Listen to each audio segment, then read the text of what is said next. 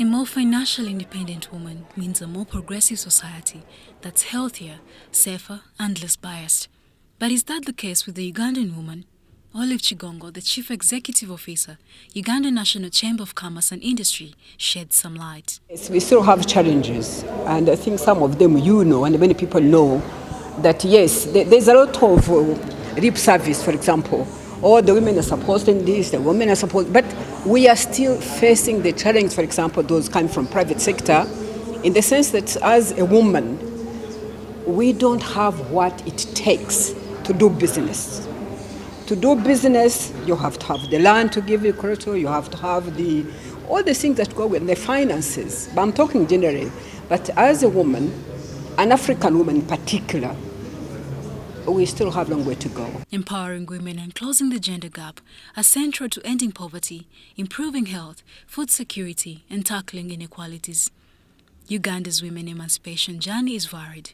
There are many successes registered in the recent years in various facades and numerous challenges as well. My emancipation would be access to finance. Can I start my own business? Can I start, do I have access to affordable financing to do all the things that I want? But on a general picture, I think what everyone wants is the everyday woman. Does she have access to be herself, to do the things that nurture her, to do the things that improve her livelihood and that of her family and her everyday life? I think that is what we're looking at.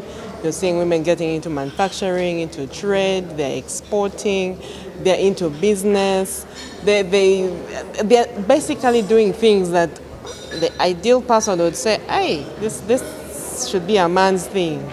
But they're stepping up because the environment has been enabled. Policies are in place, but also there is a deliberate need to empower the woman. There are age-old traditional values and gender biases that are deeply rooted in our society that need to be altered in order to have the women on the right growth and development trajectory. The mostly is land and buildings. And we're set up culturally when we, for example, our parents are giving out whatever they want to give out, they give the boys, they inherit the land of the parents. So the woman is always told, no, when you get married, you'll get your support from your husband.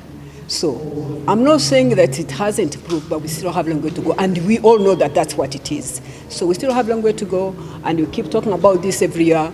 But of course, there are some improvements, and I must actually commend these governments in the sense that they've given the women opportunities, particularly in the politics, in the other institutions, in banks and whatever. There are a lot of women CEOs in the government, in the judiciary, just name it. Various areas of urgent attention in the empowerment of the Ugandan woman include scaling of the girl child, full education and commercial opportunities, and tackling gender biases, among others.